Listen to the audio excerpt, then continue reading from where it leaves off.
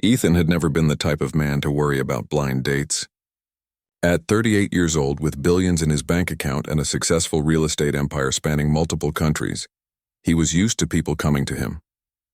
His friends, his business associates, even complete strangers, they all wanted to meet him, talk to him, be near him. But none of that changed the fact that he was lonely. His sister Rachel had been pushing him for months to try something different. "You need to stop dating models and Instagram influencers," she'd told him over coffee 3 weeks ago. "You need someone real, Ethan. Someone who isn't interested in your money." He'd laughed then, thinking it was impossible.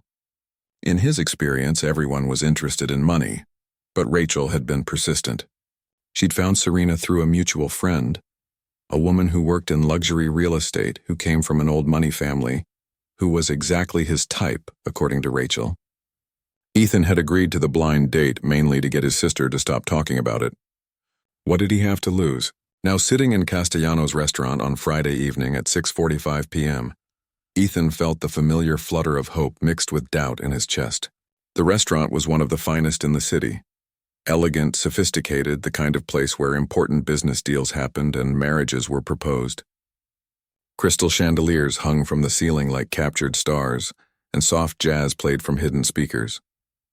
The tables were arranged with enough space between them to make conversations private, yet close enough that the room felt warm and alive. He wore a navy suit tailored to perfection, a white shirt with mother-of-pearl buttons, and a subtle tie that cost more than most people's monthly rent. His watch, a limited edition Rolex, caught the light as he checked the time. 6:47 p.m. Serena would arrive soon. He adjusted his suit jacket once, then forced his hands to rest on the table. Ethan had done his homework.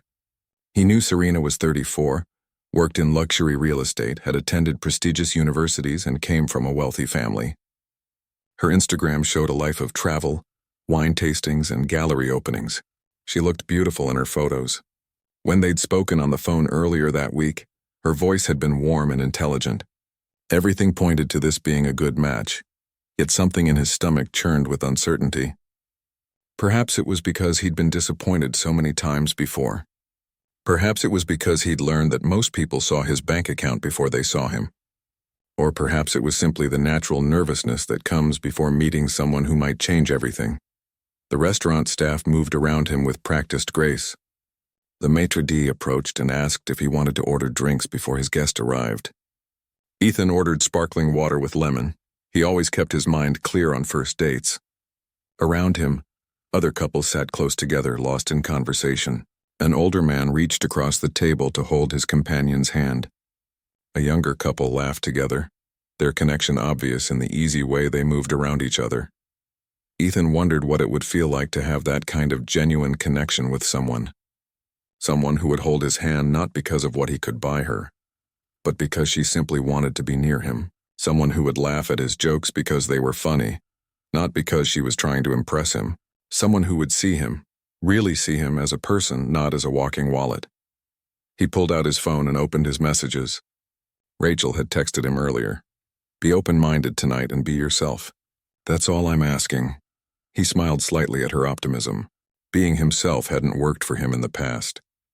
But perhaps with someone from Rachel's world, someone established, secure in her own wealth and status, it might be different. The restaurant's front doors opened, and several guests entered with the cool evening air. Ethan sat up slightly, his attention sharpening. But none of them were Serena. He settled back into his chair and looked around the restaurant again. The waitress working his section, a black woman with the name tag Maya, passed by with a tray of drinks, her movements efficient and professional. She had a kind face, the type of face that probably smiled through 100 rude customers every night without complaint. At 7:02 p.m., Ethan's phone buzzed. He glanced at the screen, expecting perhaps a message from Serena saying she was running late. Instead, it was a work email marked urgent. He silenced the notification and put the phone away. Tonight, he decided, would be different. He would be fully present. He would not think about business or money or any of the usual concerns that occupied his mind. At 7:04 p.m., the restaurant's doors opened again. This time, a woman entered in a flowing emerald dress, her dark hair perfectly styled, her makeup flawless. She paused just inside the entrance, as if allowing everyone a moment to admire her. Then her eyes scanned the restaurant systematically, searching, not for a face but for a table that suggested wealth and importance. When her gaze found Ethan sitting alone in the corner booth, she smiled. A smile that was beautiful and practiced and completely empty of genuine warmth. Ethan stood as she approached, offering his hand in greeting. "Serena, it's wonderful to meet you," he said, meaning every word, still hopeful. Still that naive part of himself that believed tonight might be different. He had no idea how wrong he was about to be proven. Ethan arrived at Castellanos 20 minutes early, a habit born from years of business punctuality. The upscale Italian restaurant gleamed with soft amber lighting, crystal chandeliers casting gentle shadows across mahogany tables, laden with crisp white linen. He adjusted his tailored navy suit and settled into the reserved corner booth, his fingers drumming once against the polished mahogany table before he forced them to still. The nervousness felt foreign. A man of his stature rarely experienced such uncertainty. Yet here he sat, waiting for a stranger his sister had insisted would be absolutely perfect for him. When Serena swept through the restaurant's entrance at precisely 7 o'clock, she moved with the calculated grace of someone acutely aware of being observed. Her emerald dress hugged her figure in all the strategic places, her hair cascading in perfect waves. The maitre d' guided her to Ethan's table with ceremonial attention, and she greeted him with a smile that didn't quite reach her eyes. "Ethan, darling, I've heard so much about you," she said, sliding into the booth with practiced elegance. The words were cordial, but something in her tone suggested she'd done considerable research before arriving. "It's wonderful to meet you," Ethan replied, pulling back her chair, a gesture his mother had taught him decades ago.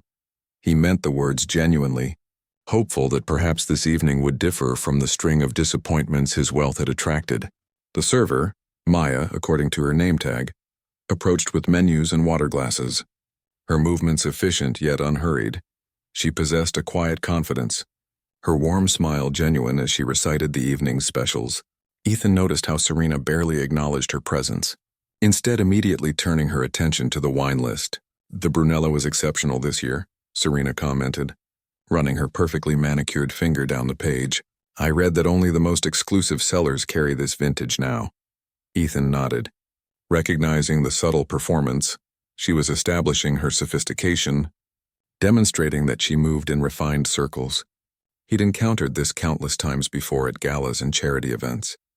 The unspoken competition to appear worthy of wealth, they ordered, and Ethan asked the obligatory first date questions. Where was she from? What did she do for work? What were her hobbies? Serena answered with rehearsed anecdotes that felt more like talking points than genuine revelations. Her work in luxury real estate allowed her to interact with the city's most influential people. Her hobbies included collecting art and attending exclusive gallery openings. Her family connections trace back to very prominent circles. The emphasis was unmistakable. Every response circled back to status, access, and social standing.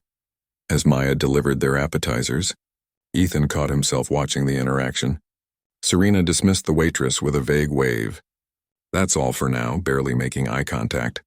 Maya simply nodded, her expression remaining professionally pleasant. There was a dignity in her composure that contrasted sharply with Serena's dismissive gesture. Ethan found himself oddly grateful for the subtle kindness Maya showed despite the rudeness. When the main course arrived, Serena leaned forward conspiratorially. "You know, I've always been curious about your business expansion plans. I have some thoughts on how you could leverage your brand in the Miami market. Some very connected people I know could facilitate introductions." Ethan set down his fork. Realizing the truth with sudden clarity, she wasn't interested in him. She was interested in what he could provide, the doors his wealth and influence could open.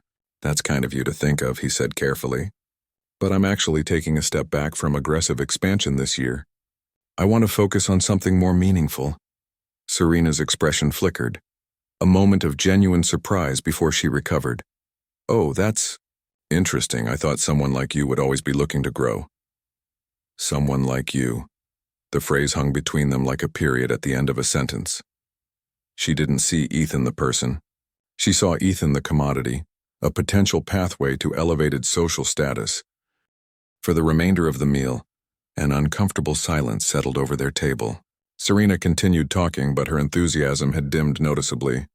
She checked her phone twice, something she'd been too engaged to do earlier when she thought he was still proving his worth.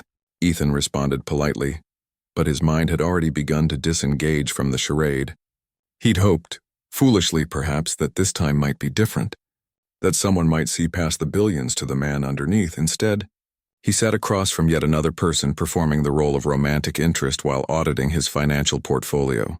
The second course arrived at their table around 8:15 p.m., and Ethan noticed that Serena had barely touched her first course. She'd been too busy talking, or rather too busy extracting information from him with the precision of a surgeon extracting a tumor. "So tell me," Serena said, leaning forward with practiced interest as Maya placed their main dishes before them. "What are your plans for expanding the downtown portfolio? I've been hearing rumors that you're looking at commercial properties." Ethan had tried to steer the conversation toward more personal topics earlier. He'd asked her about her childhood, her dreams, what brought her joy. Her answers had been vague, rehearsed, like responses she'd prepared for exactly this scenario. When he'd asked what she loved to do on a Sunday morning when she didn't have anywhere to be, she'd looked at him as if he'd asked her a question in a foreign language. "I usually browse luxury real estate listings or attend exclusive brunches with business connections," she'd answered. "The downtown project is interesting," Ethan replied carefully, cutting into his grilled salmon. "But honestly, I've been thinking lately about scaling back my ambitions. I want to focus more on meaningful work, perhaps some charitable investments in communities that need help." Serena's fork paused halfway to her mouth. For a moment, her perfectly constructed expression flickered. It was brief, barely a second, but Ethan caught it. The flicker of disappointment. The micro-expression of a hunter who'd thought they'd cornered their prey, only to realize the prey was about to flee. "Charitable investments," she repeated, and there was something different in her tone now. Something less warm. "That's noble, I suppose, though it seems like it wouldn't be very profitable." There it was, the moment of truth. She'd accidentally revealed what this date had really been about. Not about getting to know him, not about finding connection, but about assessing his financial trajectory. Would he continue to accumulate wealth, or would he diminish it? Was he a good investment for her future, or was he going to become a liability? Maya appeared at that moment, asking if everything was satisfactory with their meals. Her presence was a blessing. It broke the tension that had begun to crystallize between them. She smiled warmly at both of them, a genuine smile that reached her eyes, and Ethan found himself looking at her for just a fraction longer than he should have. "Everything is wonderful." "Thank you," he said to Maya, and he meant it. The food was excellent, though he was having trouble tasting it. Maya nodded and retreated to give them space, though Ethan noticed she placed his water glass slightly closer to him, as if reading his discomfort and offering a small kindness. Serena set down her fork, abandoning the pretense of eating. She leaned back in her chair, studying him with new calculation in her eyes. "You know, Ethan, I've been thinking about us, about what we could build together. I have connections, significant connections with people in the finance industry who could help you grow even larger. We could be quite the power couple." There was the word. We. Not you and I, not us, but we, as in a business partnership. A merger of assets. "That's generous of you," Ethan said, his voice steady though his heart was sinking. "But I'm not sure that's what I'm looking for. I'm looking for someone who's interested in me, not my portfolio." Serena's eyes hardened. She picked up her wine glass and took a long sip, a gesture that seemed designed to buy her time to recalibrate her strategy. When she set it down, her smile was back in place, but it was different now, sharper, more predatory. "Of course," she said smoothly. "I'm interested in you, Ethan. Why do you think I accepted this date? You're a man of substance, and I respect that. But let's be realistic. In our world, relationships are built on mutual benefit. My family is well connected. I move in important circles, and together we could accomplish so much." Ethan felt something die inside him in that moment. Not anger, he was too tired for anger. Instead, it was a familiar resignation, the same feeling he'd experienced countless times before. The feeling of being valuable only for what he could provide, never for who he actually was. Across the restaurant, Maya delivered drinks to another table, her movements graceful and patient despite what Ethan imagined must be an exhausting shift. She caught his eye briefly as she worked, and for just a moment, he saw something in her expression. Recognition. Perhaps. Understanding. as if she could see through the layers of wealth and status and pretense, and she understood exactly what he was experiencing at that moment. When her gaze met his, she offered a small, almost imperceptible nod of sympathy. It was the most genuine human connection Ethan had experienced all evening, and it came from a complete stranger. "I think perhaps we want different things," Ethan said quietly to Serena, though his attention was still partly on the waitress clearing nearby tables with quiet dignity. The silence that followed Ethan's words stretched between them like a rubber band pulled too tight, ready to snap. Serena's face went through a rapid series of transformations, surprise, then anger, then a calculated coldness that was somehow worse than both emotions combined. "Different things," she repeated slowly, her voice dropping to a tone that cut through the ambient noise of the restaurant. "You mean you're not interested in building something substantial? You want to waste your potential on charity work and play act as some kind of philanthropist?" Ethan felt the temperature at their table drop several degrees. Around them, other diners continued their conversations, unaware of the small drama unfolding in the corner booth. "That's not what I said," Ethan replied carefully, trying to keep his voice low and measured. "I'm simply saying that I'm looking for a genuine connection with someone, not a business partnership masquerading as a relationship." Serena set down her wine glass with deliberate precision. The clink of crystal against the mahogany table seemed louder than it should have been. When she looked at him again, her eyes were blazing with something that looked remarkably like contempt. "You know what your problem is, Ethan?" she said, her voice rising slightly, not loud enough to draw immediate attention, but loud enough that several nearby tables glanced their direction. "Your problem is that you lack ambition. Real ambition. You're sitting on a multi-billion-dollar empire and talking about scaling back, about charitable work. It's pathetic, honestly. It's the kind of thing someone says when they've given up." Ethan felt his chest tighten. He'd been insulted before. It came with the territory of being wealthy, but rarely so publicly, and rarely with such venom from someone he'd just met. He looked around the restaurant, suddenly aware that they had an audience. A couple at the next table was pretending not to listen, while being utterly transfixed by the drama. An elderly gentleman near the window had actually paused mid-bite to observe them. "I think perhaps you should leave," Ethan said quietly, reaching for his wallet to settle the bill. "This clearly isn't working." "Oh, I'm leaving," Serena snapped, standing up abruptly. Her chair scraped backward loudly, and now more heads turned. "But let me tell you something before I go, Ethan. You're a disappointment. All that money, all that status, and you're too weak to use it properly. You're wasting your potential on sentiment and morality. You could be something great, but instead you're going to die a failure. A rich failure, but a failure nonetheless." She paused, gathering her purse with jerky, angry movements. "And another thing. The fact that you couldn't even commit to a real conversation about future growth tells me everything I need to know about you. You're not interested in building something with someone. You're just a lonely billionaire looking for validation. Well, you won't find it from me." The restaurant had gone noticeably quieter. The ambient background noise of clinking silverware and polite conversation had diminished as more people tuned in to the unfolding confrontation. Ethan could feel the weight of their collective gaze, the judgment in the air. This was exactly the kind of spectacle that fine dining establishments tried to avoid. Yet it was happening at one of the city's most prestigious restaurants.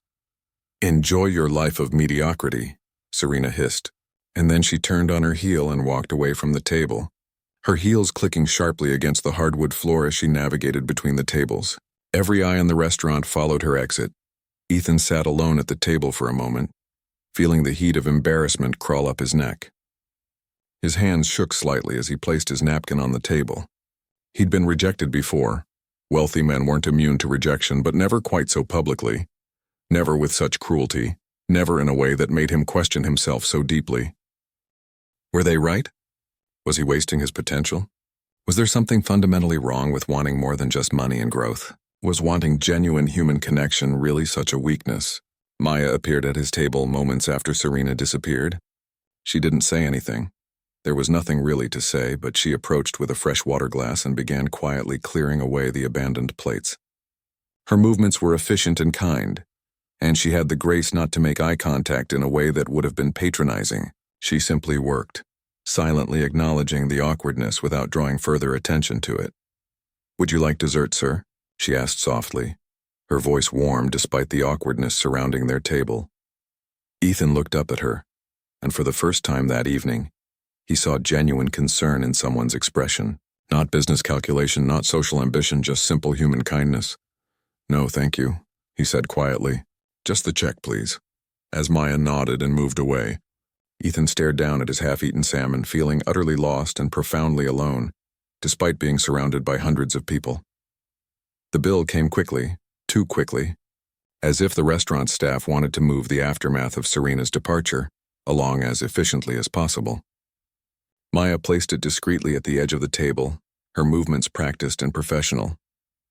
Ethan noticed she'd already applied the corporate discount he qualified for due to his frequent visits. Another small kindness he hadn't asked for but deeply appreciated in that moment. He pulled out his credit card without looking at the total. Money was never the issue. It was the only thing in his life that came easily. What didn't come easily was human connection, genuine affection, or the simple comfort of being valued as a person rather than as a commodity. As Maya moved to collect the bill, Ethan caught her wrist gently. "Thank you," he said, his voice rough with emotion he hadn't expected to surface. "For being kind tonight." Maya paused, and for a moment something shifted in her expression. Recognition, perhaps, of his pain. She nodded and said, "You're welcome, sir. I'll be right back with your card." Ethan released her wrist and sat back, watching as she navigated through the restaurant. The dinner crowd had begun to thin slightly.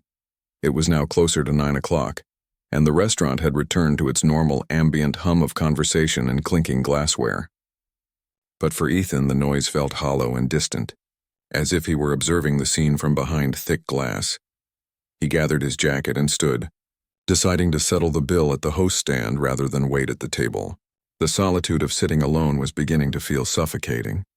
As he walked toward the front of the restaurant, passing between the tables of happily coupled diners, he felt the weight of his loneliness more acutely than ever before.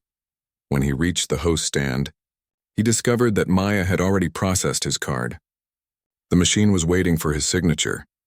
He signed without paying attention to what he was signing, his mind elsewhere.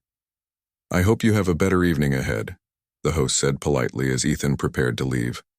He managed a weak smile in return and turned toward the exit, but as he reached the door, a soft voice called out from behind him. "Sir, wait one moment, please." Ethan turned to see Maya approaching him quickly, glancing around as if to ensure no other staff members would notice her momentary departure from her section. "I'm sorry," she said, slightly breathless from her hurried walk. "But I felt like I needed to say something to you before you left. It's not really my place, and I apologize if this is inappropriate, but—" She paused, seeming to gather her courage. "It's fine," Ethan assured her, genuinely curious now. "Please say what you need to say." Maya took a deep breath and held up her hands. Her fingers began to move in a fluid, elegant sequence. American Sign Language. Ethan didn't know ASL. Few people outside the deaf community did. But he could read the emotion in her movements, the deliberate slowness and clarity she employed, as if she wanted to ensure he understood her intent even if he didn't understand her words. As she signed, she spoke simultaneously, her voice soft but clear. "You deserve better." She repeated the sequence, signing it again. Her hands moved gracefully from her chest outward in an expression that conveyed both warmth and conviction. The words were simple, but their delivery was profound. She wasn't just speaking them. She was committing them to multiple languages, ensuring they would reach him on every level. Ethan felt something catch in his chest. His eyes, which had been dry all evening despite his emotional turmoil, suddenly burned with the threat of tears. "You don't know me," he said quietly. "I know enough," Maya replied, her hands still for now. "I watched how you listened to someone who clearly didn't deserve to be listened to. I watched how you tried to be kind when she was cruel. I watched a man who clearly has the world at his feet, and yet he was looking for something real, something human." She raised her hands again and repeated the sign, slower this time, making sure every gesture was deliberate and visible. "You deserve better than someone who sees you as a stepping stone. You deserve someone who sees you." Ethan realized he was trembling slightly. A waitress he'd met only hours ago had just shown him more genuine care and attention than his date had managed in the entire evening. The contradiction was so stark, so painfully clear, that he couldn't help but let out a small broken laugh. "Thank you," he managed. I don't even know your name." I'm Maya, she said, extending her hand for a proper handshake. And you're a good man, sir. Don't let someone like her convince you otherwise. He took her hand, and in that simple gesture of human connection, Ethan felt something begin to shift inside him. Not healing. The wounds were too fresh for that, but perhaps the beginning of understanding. Perhaps the seed of something that might eventually become wisdom. As he left Castellanos that night, Ethan carried with him not the memory of Serena's cruelty, but the image of Maya's hands signing kindness in a language of their own, and for the first time in a very long time he felt genuinely seen. Ethan found himself sitting in a small corner cafe 2 blocks away from Castellanos the following evening, nursing a cappuccino he wasn't entirely sure he wanted. He'd called the restaurant that morning and asked for Maya's schedule. The manager, a man named Robert, had been hesitant at first, citing privacy policies, but something in Ethan's voice, perhaps genuine desperation, perhaps something else, had convinced him to pass along her working hours. Maya worked the evening shift on Saturdays. It was now 4:47 p.m. on Saturday, which meant she would arrive at Castellanos within the hour to begin her shift. Ethan had positioned himself at a cafe with a direct line of sight to the restaurant's entrance. Waiting like some kind of lovesick fool, which he reflected bitterly. He probably was. At 5:12 p.m. he saw her. She was walking with purpose, dressed in the black slacks and white shirt that marked her as restaurant staff, her dark hair pulled back in a neat bun. She moved with quiet confidence, the kind of woman who carried herself with dignity regardless of her profession. Ethan stood and, somewhat awkwardly, positioned himself on the sidewalk in a spot where she couldn't miss him. Maya slowed as she approached, recognition flickering across her face. For a moment, Ethan thought she might simply nod politely and continue on to work. After all, he was a customer and she had a job to do. But instead, she stopped. "Hello again," she said, a small smile playing at the corners of her mouth. "I didn't expect to see you so soon." "I know this is strange," Ethan said quickly, aware that he probably looked like exactly what he was. A man who'd spent the better part of the last 24 hours unable to stop thinking about a woman he barely knew. "But I was hoping we could talk. Really talk, not just the brief exchange we had at the restaurant." Maya glanced at her watch, then back at him. There was a kindness in her eyes, but also a certain wariness. She'd probably dealt with her share of customers who confused hospitality with romantic interest. "I have about 15 minutes before my shift starts," she said cautiously. "There's a bench right over there." They walked to a small park across the street from the restaurant, sitting on a weathered wooden bench beneath the spreading branches of an old oak tree.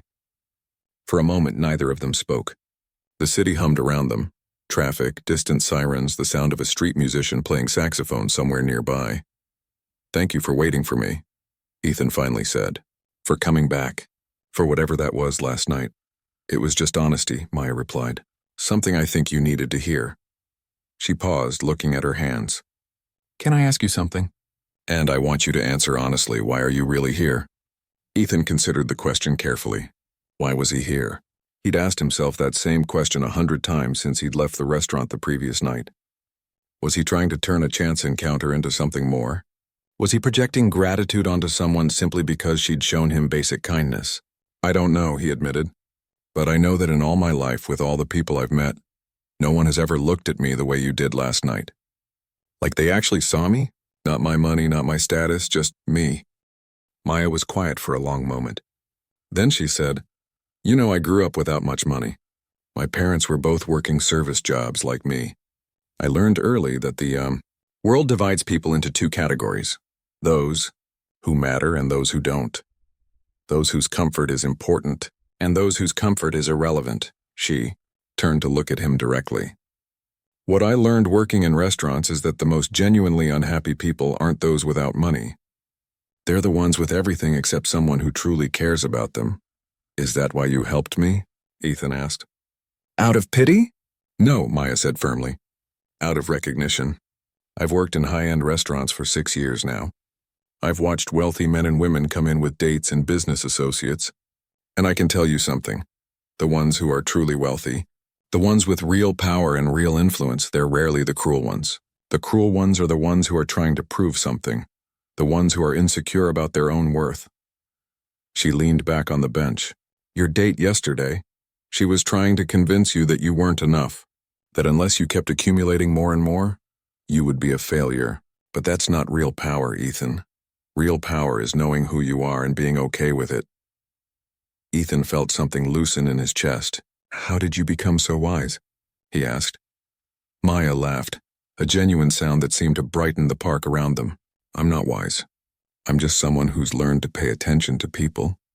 That's the advantage of being invisible to people like your date. You get to see them clearly. They talked for the remaining minutes until she had to leave for work. He asked her about her childhood, her dreams, what brought her joy. She asked him the same questions, and for the first time in a very long time, Ethan found himself giving honest answers. Not the carefully curated responses he'd perfected over years of networking events and business meetings, but real answers from a real person. When she stood to leave, she placed her hand briefly on his shoulder. Same time next Saturday? She asked. I mean, if you want to. I want to, Ethan said without hesitation. Very much. And as he watched her walk toward Castellanos, Ethan realized something profound. For the first time in his life, he was looking forward to something that had absolutely nothing to do with money or status or power. He was simply looking forward to talking to someone who saw him. The weeks following that first conversation on the park bench transformed Ethan's understanding of what it meant to be truly wealthy. He and Maya began meeting regularly, sometimes after her shift at Castellanos, sometimes on her days off. They would walk through the city, sit in parks, visit small museums and independent bookstores. Activities that cost nothing or very little, yet provided infinitely more satisfaction than the expensive galas and networking events that had once dominated his calendar. Through Maya's eyes, Ethan began to see his own life differently. She spoke about her childhood with a kind of quiet resilience that fascinated him. How her parents had worked multiple jobs to provide for her and her younger brother. How she'd put herself through community college while working full-time. How she'd learned to find joy in small victories rather than monumental achievements. You know what I realized early on? Maya told him one afternoon as they sat in a small coffee shop, watching the rain streak down the windows. Money isn't the enemy. But making money the primary measure of your worth? That's dangerous. That's a prison, even if it's a gilded one. Ethan found himself reflecting on his own journey to billionaire status. He'd been driven, ambitious, relentless in his pursuit of growth and expansion. Every decision had been calculated through the lens of financial return. Partnerships were evaluated based on profit potential. People were assessed based on what they could contribute to his empire. Even his romantic relationships had become transactional, as evidenced by his disastrous date with Serena. Do you ever regret it? Maya asked one evening. The pursuit of all that wealth? Ethan took his time answering. They were sitting on the rooftop of his downtown penthouse, a space he'd acquired as an investment but rarely actually used. From here, the entire city spread out before them like a circuit board of lights. No, he finally said, but I regret what it cost me. The relationships I didn't cultivate because they weren't profitable. The moments I missed because I was always looking ahead to the next deal. The version of myself I became, calculating, strategic, always looking for an angle. He turned to look at her. Meeting you has made me realize something. Real power isn't about accumulating more. It's about being secure enough in who you are that you don't need to prove anything to anyone. Maya listened without judgment, which had become one of the things Ethan valued most about her. She didn't offer unsolicited advice or try to fix him. She simply bore witness to his thoughts and feelings, which was paradoxically more healing than any therapy session could have been. As the weeks turned into months, Ethan made subtle but significant changes to his life. He scaled back his business commitments, delegating more responsibility to his management team. He established a charitable foundation dedicated to providing educational opportunities for underprivileged communities, the kind of work that Serena had dismissed as pathetic. He discovered that the satisfaction from this work was immeasurably greater than any quarterly earnings report had ever provided. He began spending time in Maya's world, visiting her apartment in a modest neighborhood, meeting her family, helping her brother with his college applications. These experiences were revelatory. He found genuine warmth and connection in environments that lacked the trappings of wealth that had once defined success in his mind. One evening, Ethan hosted a dinner party at a modest restaurant, nothing like Castellanos, with Maya's family and some of his closest friends. As he watched these two worlds collide, he realized that his wealthiest friends were often the loneliest. They spoke of portfolio management and vacation homes and the latest luxury acquisitions, but there was an emptiness beneath the words. Meanwhile, Maya's family spoke with genuine enthusiasm about simple things: a promotion that brought modest salary increase, a community volunteer project, plans to visit relatives. "What have you learned?" Maya asked him one night as they lay on a blanket in the park looking up at the stars. "That happiness isn't about what you have," Ethan said, his hand finding hers in the darkness. "It's about who you're with. It's about feeling valued for who you are, not what you can provide. It's about pursuing something meaningful instead of just pursuing more." He paused, then continued, "I spent 38 years building an empire and feeling emptier every single day. And then a waitress in a restaurant showed me more genuine care in 5 minutes than I'd received in years. It made me realize that I'd been measuring my life by the wrong metrics entirely." Maya squeezed his hand. "You're a different person now," she observed. "Not different in a superficial way, but fundamentally different. You actually listen when people talk. You notice when someone is struggling. You've learned to be present." "That's because someone showed me how," Ethan replied. "Someone who didn't have to. Someone who did it anyway because she saw someone who needed help." As they lay beneath the stars, Ethan understood finally that the greatest wealth wasn't measured in dollars or assets. It was measured in genuine human connection, in moments of authentic presence, in the knowledge that someone saw you, truly saw you, and cared about you anyway. 6 months after that fateful blind date at Castellanos, Ethan stood in a small garden behind a community center in the neighborhood where Maya had grown up. The space wasn't elaborate or expensive. There were no crystal chandeliers or imported linens, no servers in tailored uniforms. Instead, there were string lights woven between climbing vines, wooden tables decorated with wildflowers, and chairs that had been borrowed from various churches and community organizations. It was perfect. The guest list reflected the transformation that had occurred in Ethan's life over the past half-year. Alongside his business associates and wealthy friends sat Maya's family, her parents, her brother, her aunts and uncles and cousins. Teachers from the schools where Ethan's foundation now worked. Staff members from Castellanos, including the manager Robert, who had initially been hesitant about sharing Maya's schedule. And Maya standing beside him in a simple white dress, her hand trembling slightly in his as they prepared to exchange vows. "I never thought I would be here," Ethan began, speaking without notes or prepared remarks, something that would have been unthinkable for him a year ago. "I never thought that a night that felt like a complete failure would become the catalyst for the most important transformation of my life." He turned to look directly at Maya, and the assembled guests fell silent, sensing the profound sincerity of the moment. "I had everything the world told me to want. I had built an empire. I had power and influence and the ability to acquire anything my heart desired. But I was empty. I was going through the motions of life without actually living. And then I met someone who worked as a waitress, someone who earned in a week what I spent on a single meal, and she showed me what it actually means to be wealthy." Maya's eyes glistened with tears, but she was smiling.